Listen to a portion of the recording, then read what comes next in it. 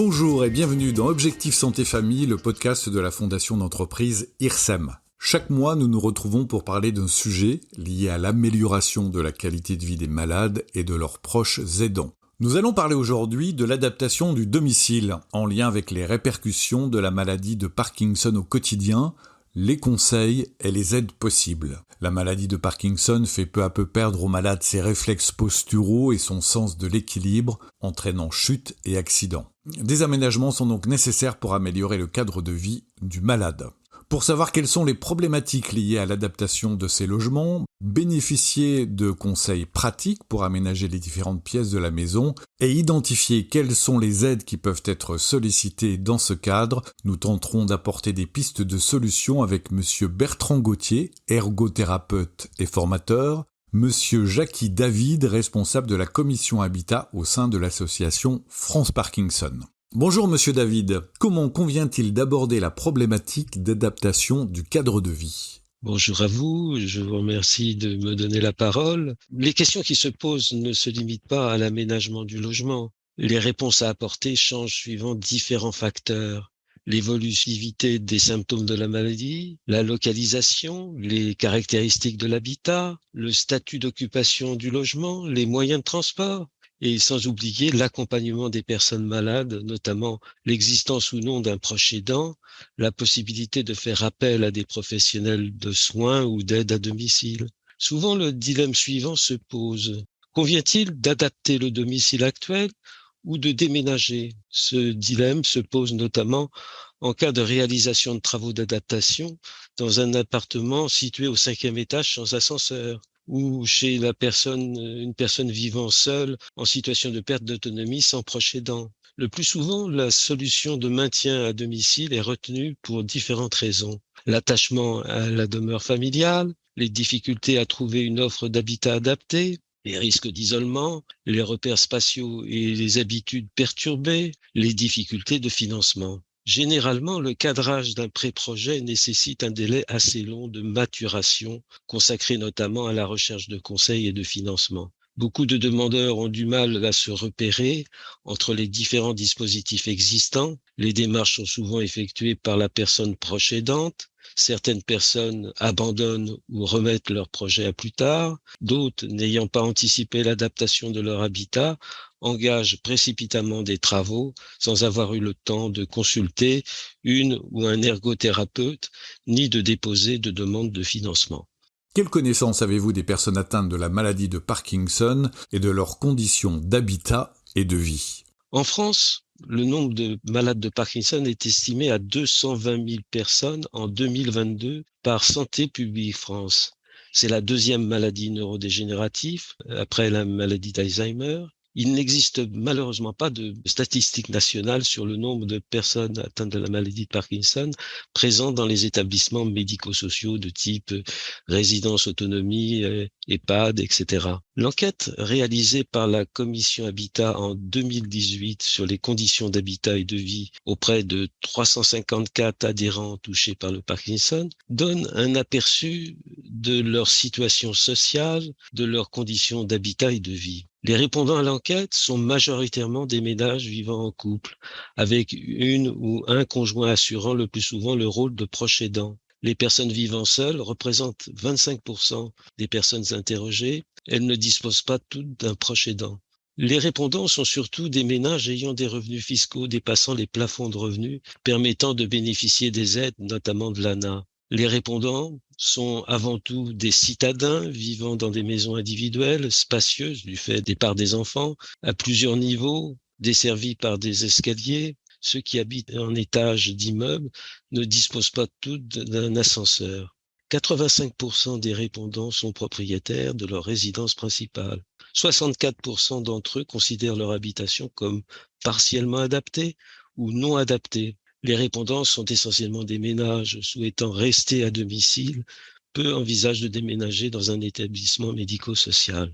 Monsieur Bertrand Gauthier, bonjour, vous êtes ergothérapeute et formateur. L'aménagement du domicile dépend de la maladie et de l'âge, mais pouvez-vous nous faire part de quelques précautions simples qui pourraient s'appliquer à tous ? Alors bonjour à tous, je m'appelle Bertrand Gauthier, donc je suis ergothérapeute et formateur pour France Parkinson. J'interviens dans le cadre de formation pour les personnels qui interviennent à domicile ou dans des structures et qui ont pour patients les personnes atteintes de cette maladie. Je suis situé sur Rennes. J'interviens aussi dans un centre de rééducation en neurologie adulte pour des patients ayant cette problématique de santé. Bien évidemment, ce qu'il est préférable de faire dans le domicile, c'est de préférer le plein pied à une maison à étage. Alors, équiper le logement de chaises stables munies d'accoudoirs sur lesquelles en fait la personne peut se relever facilement. Bien évidemment, au niveau du sol, on évite de faire traîner des choses qui pourraient gêner la marche et qui pourraient provoquer un déséquilibre ou une chute. Il est bien de dégager des espaces de tout obstacle et créer des points d'appui qui peuvent être des meubles. Il y a aussi bien évidemment les tapis et les descentes de lit qu'on essaye d'enlever, et si on est attaché à ces tapis, on les fixe au sol. On veille bien évidemment à ce que l'éclairage soit suffisant pour éviter les ondes d'ombre. On peut bien évidemment aussi prévoir des cheminements lumineux. Au niveau du lit, on peut placer une table de nuit juste à côté de son lit avec quelque chose d'assez large pour pouvoir mettre le matériel nécessaire, une lampe de chevet, un verre, un livre, des mouchoirs, des médicaments, afin d'éviter de se relever pendant la nuit. Au niveau de la douche, on privilégie plutôt une douche à une baignoire et d'avoir des tapis de bain antidérapants pour éviter de chuter, que ce soit à l'intérieur ou à l'extérieur de la douche. On peut aussi utiliser un siège de douche pour une toilette assise et installer des barres d'appui. Et d'une manière générale, on essaie aussi de réorganiser les rangements afin que tout le nécessaire dont on a besoin soit en général à portée de main. La cuisine est un lieu de vie commun qui allie plaisir et danger, car c'est dans cette pièce que se produisent 25% des accidents de la vie courante. Quelle solution pour aménager cette pièce de la maison et faire la cuisine en toute tranquillité quand on est touché par la maladie de Parkinson ?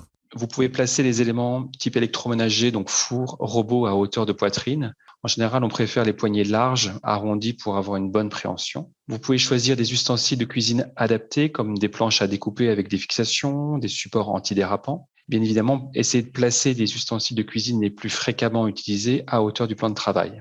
Il existe des dessertes à roulettes, qui est un accessoire assez pratique pour pouvoir transporter de la vaisselle, des plats de la cuisine vers la salle à manger ou tout autre endroit. Il y a aussi des robinets qui peuvent être équipés d'une douchette qui permettent de remplir un récipient sur le plan de travail en évitant de le porter.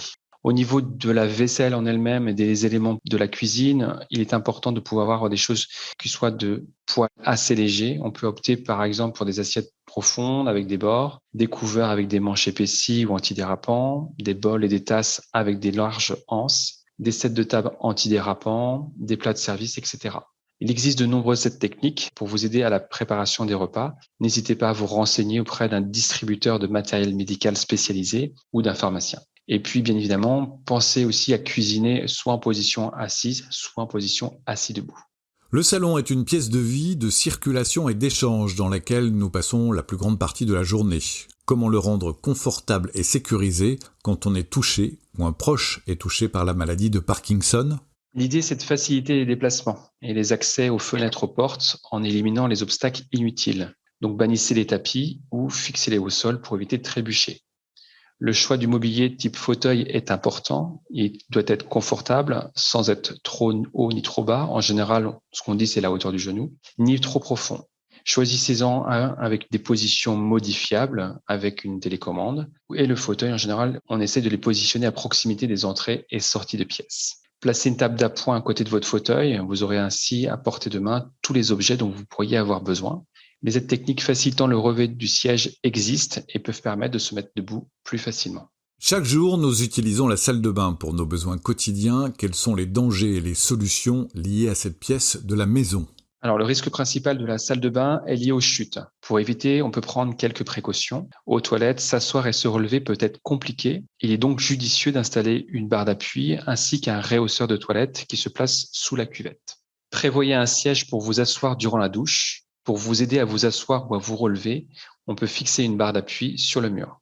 Si vous avez une baignoire, il existe plusieurs accessoires qui peuvent être utiles pour vous asseoir et surtout vous relever plus facilement. Un siège de douche, un élévateur de bain ou des systèmes de coussins gonflables fixables au fond de la baignoire. Pensez à mettre des tapis antidérapants à l'intérieur et à l'extérieur de la baignoire ou de la douche. Et n'oubliez pas, bien évidemment, de les rincer et de les faire sécher. Choisissez un nécessaire de toilette adapté peignes et brosses à cheveux avec des manches grossies ou allongées, des brosses à laver, des coupes-ongles sur plaquettes, des flacons de gel douche type pousse-mousse. Les brosses à dents et les rasoirs électriques possédant aussi un manche plus gros sont aussi plus simples à manipuler.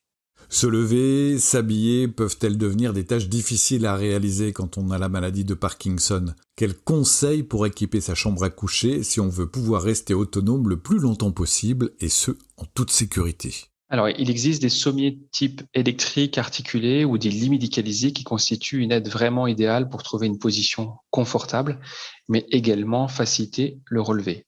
Pour la literie, pensez aussi à des housses de couette à fermeture éclair ou à des attaches velcro. On peut aussi installer une veilleuse à portée de main pour la laisser allumer la nuit pour pouvoir se déplacer dans l'obscurité. Investissez dans des spots de lit, rapprochez du lit les interrupteurs des lampes, rajoutez une lampe près du lit si vous devez vous lever la nuit. Et vous pouvez aussi installer des lampes à détecteur de mouvement en bas des murs pour créer un cheminement lumineux.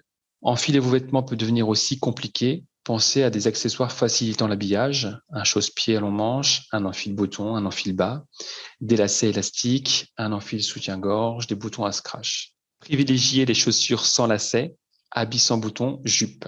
Utilisez des aides techniques pour aider à boutonner ou fermer les fermetures à glissière. Avez-vous des conseils particuliers à donner pour les personnes qui sont à un stade avancé de la maladie et qui peinent à marcher?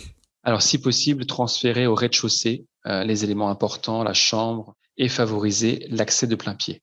Vous pouvez équiper de l'escalier d'un fauteuil monte-escalier ou d'un système élévateur. On peut faire des devis auprès de plusieurs entreprises. On peut faire aussi installer une rampe d'accès s'il y a des marches nombreuses pour accéder à la maison. Il sera peut-être aussi nécessaire d'élargir les portes et les couloirs afin de permettre le passage d'un fauteuil roulant. Quelle est, Monsieur Gauthier, la première chose à faire quand on souhaite aménager son domicile? La première des choses est de faire appel à un ergothérapeute pour se faire conseiller sur les aménagements indispensables. Pouvez-vous nous dire brièvement en quoi consiste l'ergothérapie? L'ergothérapie est une discipline paramédicale qui vise à rétablir, maintenir ou améliorer l'autonomie et l'indépendance d'une personne en situation de handicap. Dans la maladie de Parkinson, les ergothérapeutes ont un rôle important dans l'aménagement du domicile. Ils pourront évaluer votre logement et vos capacités par le biais de mise en situation et vous proposer des préconisations si nécessaire. Ils interviennent aussi dans la rééducation en analysant également votre équilibre, votre marche lors des mises en situation, à l'intérieur ou à l'extérieur de chez vous. Ils ont aussi un rôle dans la réinsertion sociale en vous aidant à conserver des activités et du lien avec les autres. En complément de l'ergothérapie, comment peut-on être aidé pour réaliser les tâches de la vie quotidienne? Vous pouvez bénéficier d'une assistance à domicile pour vous aider à effectuer les tâches difficiles à faire seul, ménage, courses, préparation des repas, toilettes. Des aides financières existent pour vous aider à payer le coût de ces interventions. Des personnes atteintes de la maladie de Parkinson ont des symptômes moteurs, problèmes de coordination des mouvements, rigidité excessive des muscles, tremblements, qui peuvent entraîner des difficultés à se déplacer, la crainte de faire une chute et un sentiment d'insécurité. La mise en place de certaines adaptations permet également de se sentir plus en sécurité chez soi. De nombreux équipements sont conçus pour compenser les handicaps moteurs, des aides techniques au déplacement, un déambulateur, un fauteuil, une canne, des aides au transfert, un lève-personne, des barres d'appui, un guidon, un verticalisateur. Leur coût est très variable en fonction de l'équipement. Un certain nombre d'équipements figurent sur la liste des produits remboursés à l'achat ou à la location par l'assurance maladie. Ils sont remboursés selon le tarif défini par l'assurance maladie et sur prescription médicale. N'hésitez pas à en parler à votre médecin traitant. Monsieur David, est-ce qu'il existe des aides financières et si oui, à qui faut-il s'adresser?